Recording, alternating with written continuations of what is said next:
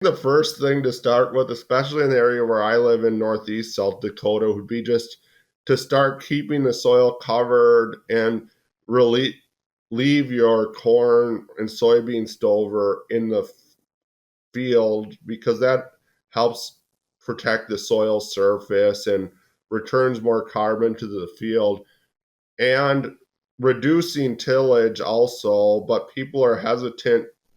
People in the like Minnesota, eastern North and South Dakota and Iowa still do a lot of tillage and it's worked for them for a long period of time. And some of the pro soil health people are doing more reduced tillage. Mm-hmm. But I think the easiest two to start out with would just be leaving your crop stover or straw in the field.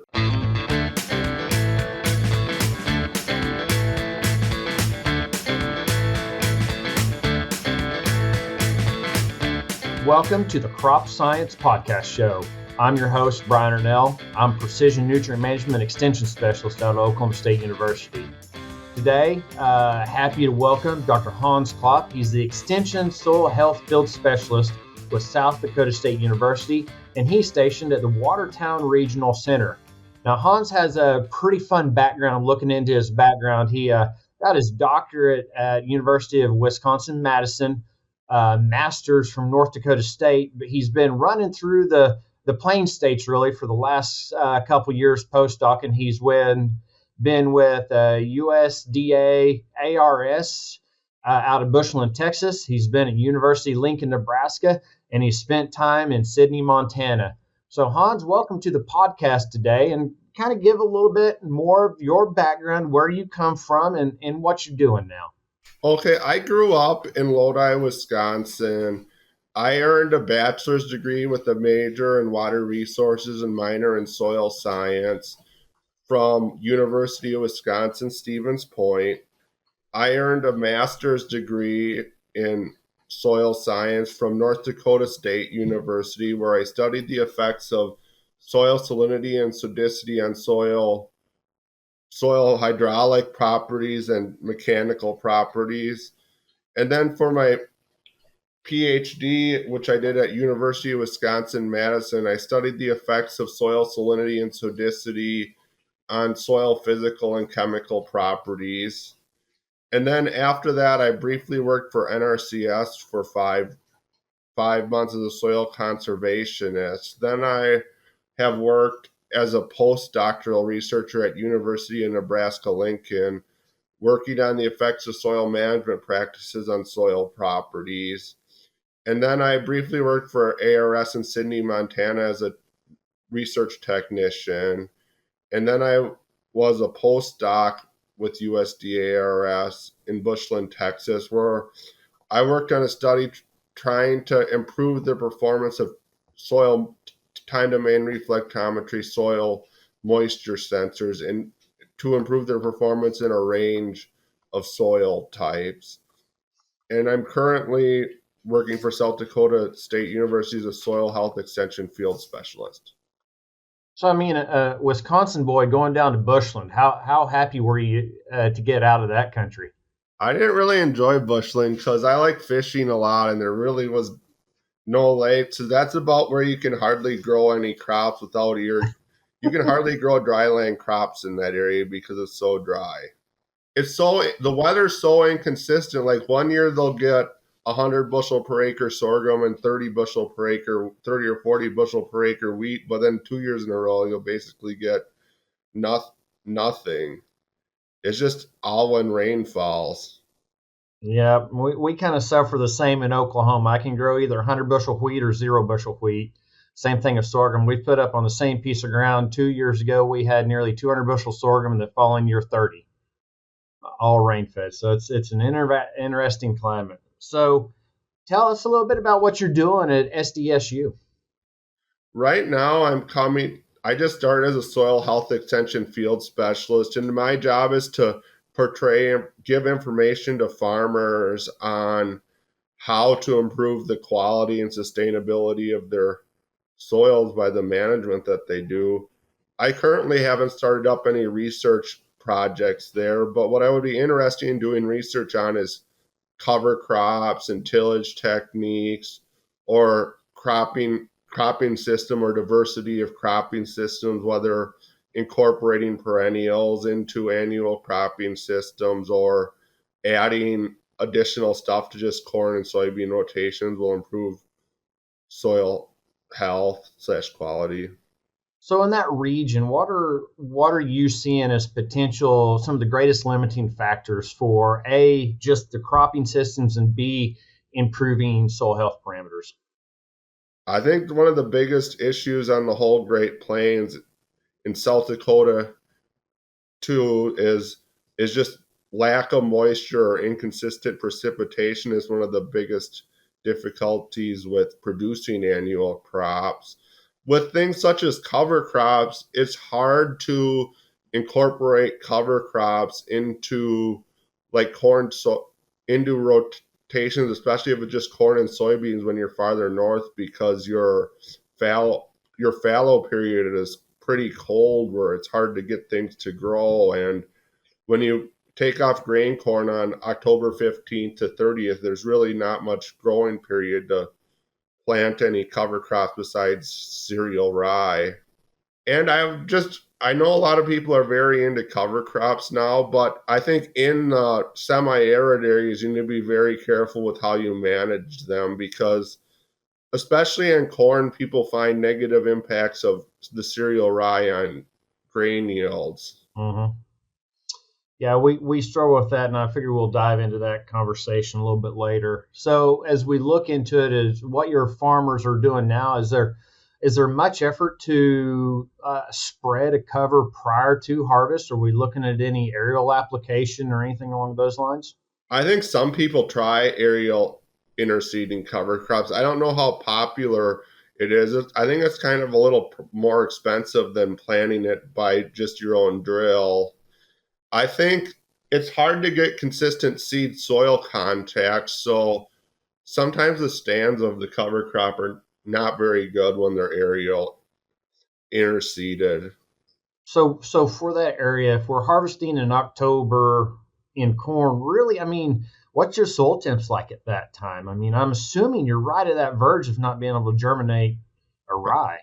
Probably, I don't know. It's probably really variable depending on the year. Probably in the 40 to 60 degree range. I don't have any sensors out or anything to measure it, but I don't think it's very warm.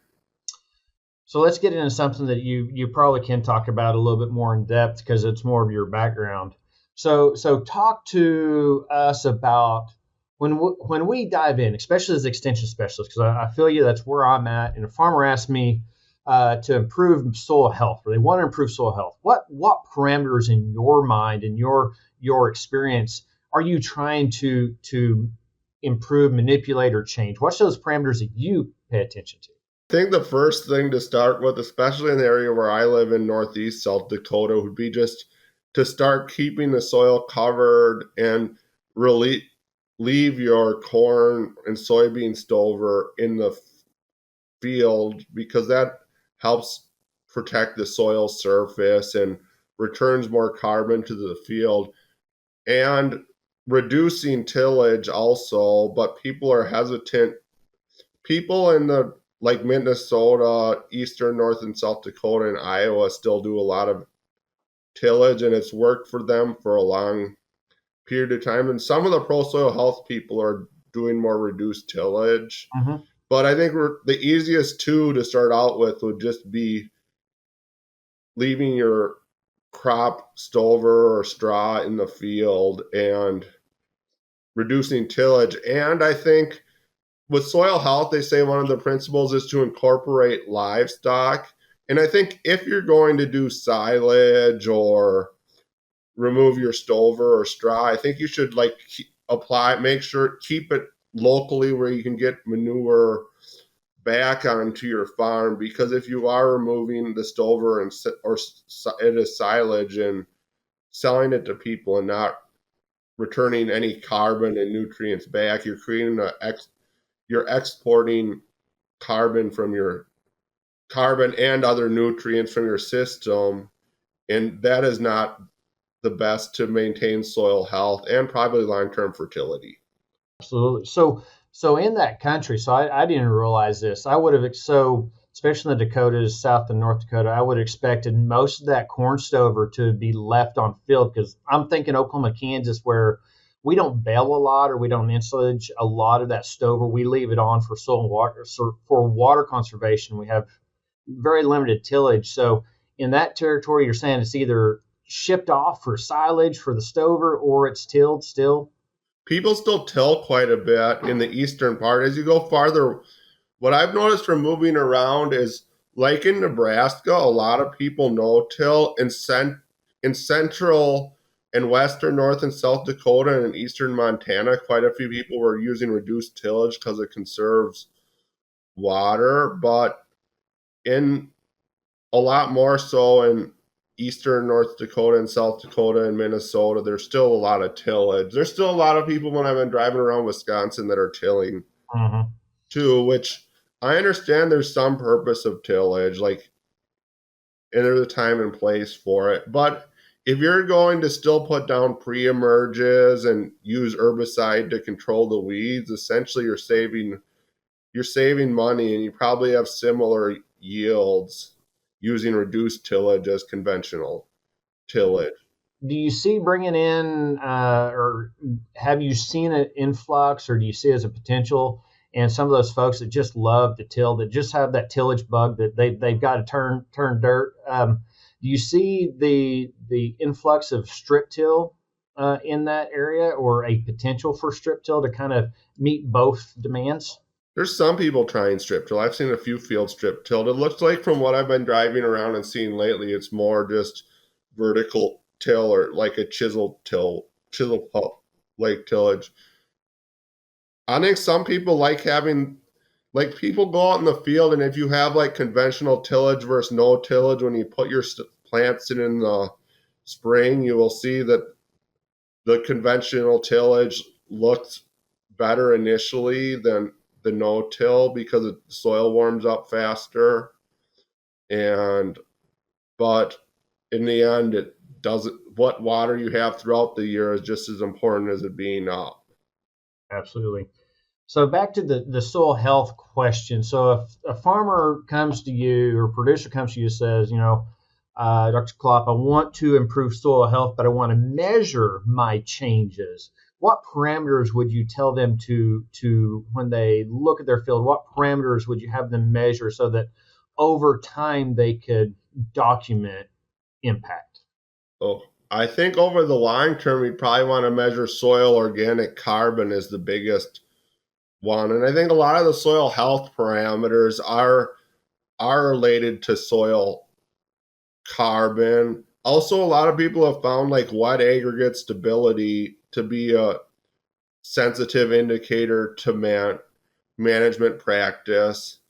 There also is other measurements related to soil carbon, such as like particulate organic matter carbon, Mhm. which is just essentially just the leftover roots and crop residue that's being returned to the system, which essentially like if you're removing all your wheat, your straw or or planting just like continuous soybeans, you'd probably have very low particulate organic matter compared to a system where you would have a lot of roots and a lot of crop biomass being returned to the soil. There's also measurements like particulate or no POX. Pop. That's permanganate oxidizable carbon, which supposedly gets at the active carbon community in the soil, or people will do something like a CO2 burst just to see how microbial active is. And you also can measure things like the soil microbial biomass or different different microbial communities that are present in the soil, because essentially they want more fungi and less bacteria, because supposedly the fungi are more sensitive to management than the bacteria, and you have more mycorrhizal fungi in associations with plants and healthier soils. And I'm not a soil microbiologist by training, so it's a whole learning experience for me. I'm not either. Looking through some of your stuff, and so I'm going to kind of keep along the same practice. In Oklahoma, we've seen that using carbon as a soil health indicator is really challenging because of our weather flux. Having a drought, having a spot drought really messes with that continuum of building soil carbon. So I noticed you've got at least some papers or fact sheets out looking at soil pentrometer resistance and bulk density. And we're playing with a lot of that, like you mentioned, aggregate stability and just bulk density as a measure, or soil penetration resistance as a measure. Can you kind of elaborate a little bit what you're talking about in those publications? Okay, so the articles I wrote on penetration resistance and bulk density just providing information of what the measurement is and what it means. And I think one of the dynamic soil properties they have been measuring is bulk density, because it's just an indication of how, basically just how dense the soil is. And if soil compaction is a major issue, especially when you have all this really large heavy agricultural equipment going across fields, and it's like a blind thing that's negative to has negative effects on your grain yields. Like, it's kind of overlooked, or not like the most important thing producers look into, but it definitely can reduce your crop yields and soil ecosystem services, such as increased runoff when you have rain, less infiltration. And I think bulk density is probably more accurate than penetration resistance, because there's a lot more factors that measure penetration resistance, because that is essentially just the force that it takes the penetrometer to push into the soil. And a lot of people are using it as soil health. And for extension, it's a good measurement, because you could go somewhere and just push the penetrometer into the soil and show them. And it's supposedly how dense it is and what the root feels. But water content and soils with higher clay probably have a lot more variables that affect the. So I'm aware of it, but share with the group why, because what you're basically saying is bulk density would be a more precise measure, but we use penetration resistance. Share with the group the joy of taking a lot of bulk density samples. What does bulk density sampling look like for a researcher like us? How do you do that? What you do is, there's a couple different ways people do it. One way they do is they use just a Giddings soil probe or normal soil probe, and you insert it in the soil and you measure the length of the sample you took out, and then you know the diameter of the probe, and then you dry out the sample, and then you can get the oven dry soil mass that's inside the this Giddings probe or whatever type of soil probe you are using. For the more accurate methods to use, such as a Yulin coring device, which pounds in rings that you can remove of a certain volume, and then you pound them into the soil, and then you bring them back to the lab and you trim them to be flush with the top and bottom of the metal ring, and then you oven dry the sample and weigh it. And that is time consuming, and some soils are really hard to collect bulk density samples from because they don't stay together very well. And when it hasn't rained in 120 days, that's also not enjoyable trying to pull bulk density samples. When it comes to the Giddings probe, and what we've seen and I'm challenged with is that compaction of the first inch or so. Is that the one of the biggest challenges with the Giddings probe, is that compaction, or even holding the sample in the tube, or is it, how accurate has that been for you? I am not sure. I haven't done any comparison. I know I've seen many people doing studies comparing bulk density from the Giddings probe versus the Clod method versus the Yulin samplers, because right now carbon is a really big thing in agriculture, and with our agriculture policy and people trying to be carbon neutral. So a lot of people are interested in measuring soil carbon stocks, which to determine the soil carbon stocks, you need to know the bulk density of the soil. And there are some challenges with measuring soil bulk density. And I think you get a little different calculations depending upon what method you use to determine bulk density.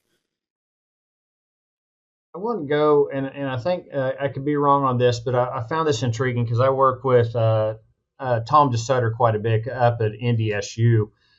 You've got a little bit of background in salinity and sodicity, is that correct? Correct. I don't think that as far as a large scale, if we talk about anybody that's listening on the East Coast or the Corn Belt and stuff, can you kind of describe a little bit of the challenges and the really the magnitude of that problem in your region?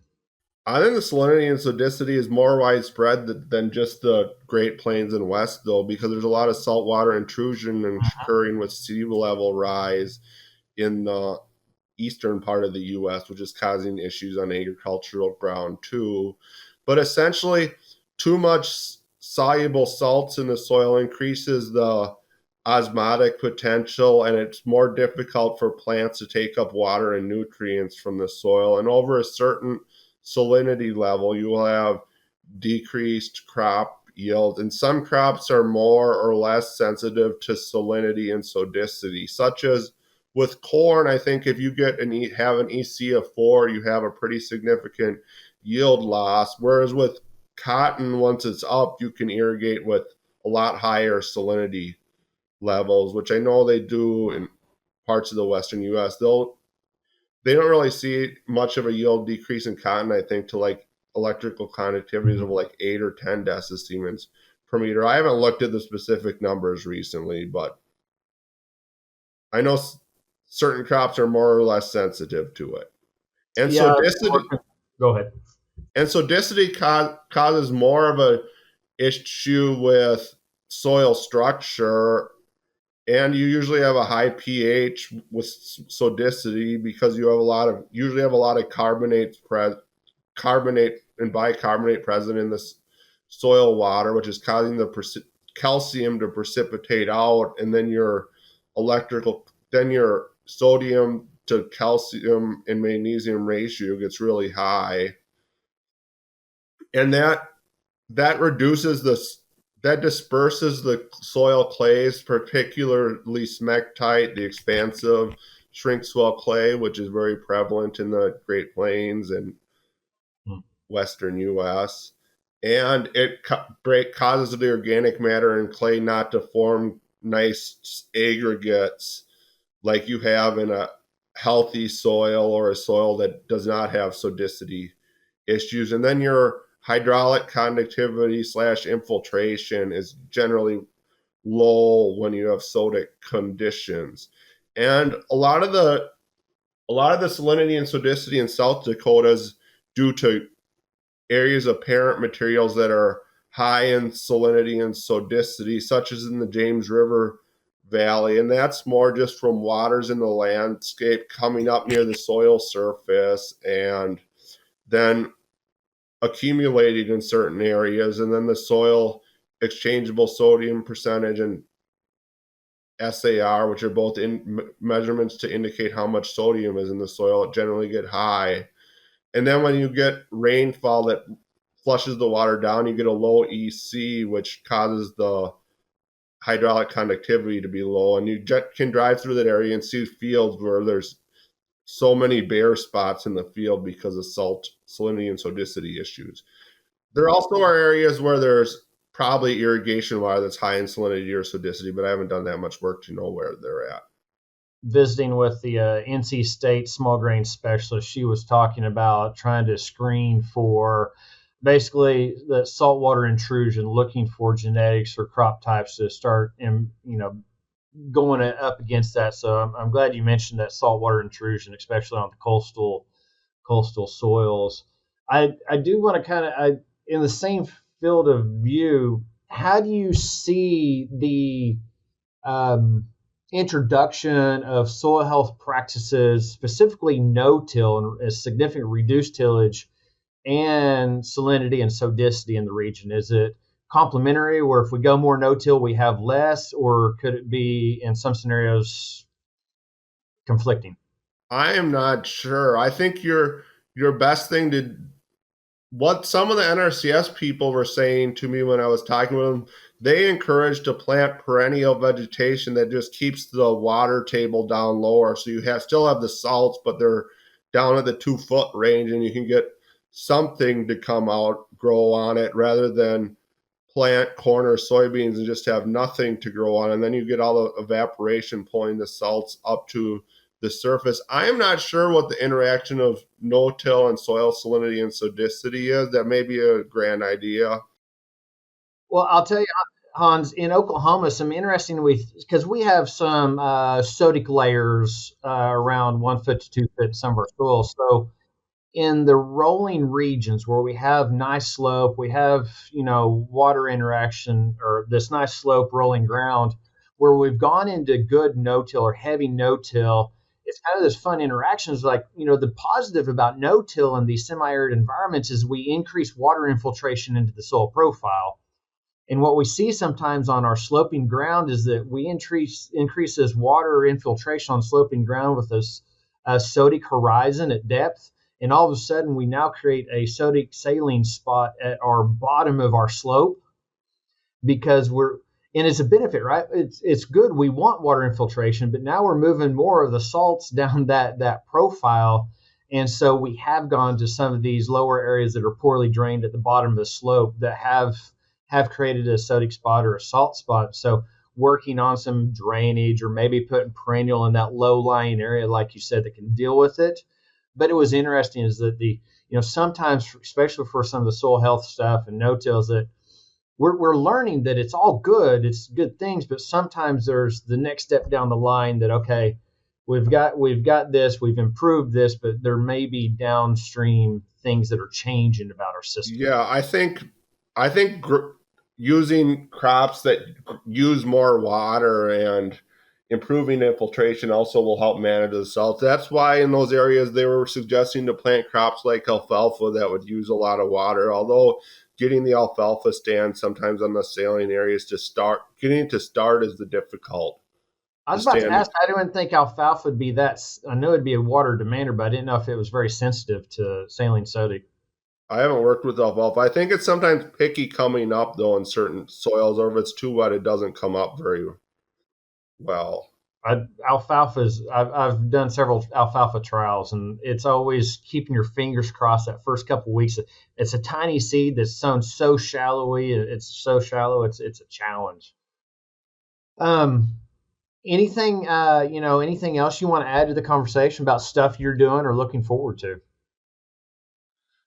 I actually would like to do some research working with different vegetation types on saline and sodic soils to see how the different vegetation types and having like corn and soybeans versus perennial crops or salt tolerant species would perform. And then measure soil health indicators such as some of the carbon ones I was talking about, plus physical properties such as infiltration, which I've done a lot of work measuring like hydraulic conductivity and infiltration related stuff. So that's more of my background.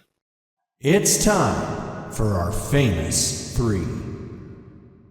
Well, fascinating, Hans. So, kind of wrap up, we got three general questions. So, every guest that comes onto the podcast has these three final questions as we go through that's more on the personal realm. So, what's a work-based book or resource that you go to often for your scientific realm? What's something you use as a resource on a regular? Probably Google Scholar. I love it. Me too. So, okay. Second, what's outside of work? Do you have a favorite book, or if you don't do a lot of reading, a favorite movie? I don't know. I don't read a lot of books or watch a lot of movies. Usually in my spare time, I usually go fishing or hunting or. Okay, so I'm going to go sideways on that. What is your favorite fish to target? Muskies. Muskies. So one of my favorite things I get to do is, of course, up north, y'all don't hold extension meetings except for December and January. It's like the only time I ever go to the northern country. So I have had the opportunity to do a fair amount of ice fishing and dark house spear fishing a couple times, and so that's always enjoyable. I think it's just the easiest time to get people together because people aren't working on agronomy research or harvesting, because like in some areas to get like April and May, everybody's trying to plant stuff, and then if you grow wheat starting in July, you start harvesting it, and then through November, everyone's harvesting and soil sampling. So most agronomy people are really busy in those times of year. Hunting, are you an upland bird, or are you a deer large game? I like hunting. I mostly hunt for large game like deer, elk, and I do some bird hunting. There's a lot of pheasants where I'm at now. Oh yeah, you're in a well-renowned pheasant country. I love all the outdoors, fishing, hunting, and otherwise. It's what I do. Other than, again, like you said, I don't read a lot of books. When I read, that's a book that's not scientific. It's like I should be probably reading a journal article and then movie time. A lot And of times final, when I a lot of times when I read stuff all day or just edit Word documents, it's like I go home and I don't feel like reading anything. completely agree. Then finally, if you're looking at somebody who's in grad school right now or getting into the academic process, what's in your opinion, or what's a suggestion or an idea that you'd give them to have a successful career, whether it's an academic or just in an agronomist as a whole? I think one thing would be to do is just try to build relationships with people at different areas. And if you want to go into academia, I would suggest to try to get your papers in the review process as soon as you obviously want to do a good job, but get the stuff under review sooner rather than later, because the whole publishing and peer review process can drag out for a while. And I don't know if it's good or bad, but that's kind of what a lot of people look at when they look at people's CVs. I think the amount of grants you apply for or get and the amount of papers you publish is what people look at a lot when they're on hiring committees. And get diversified experience, whether it's presenting at some extension field day or collaborate with an extension faculty to write an extension article based on your research, and work with people with a range of backgrounds.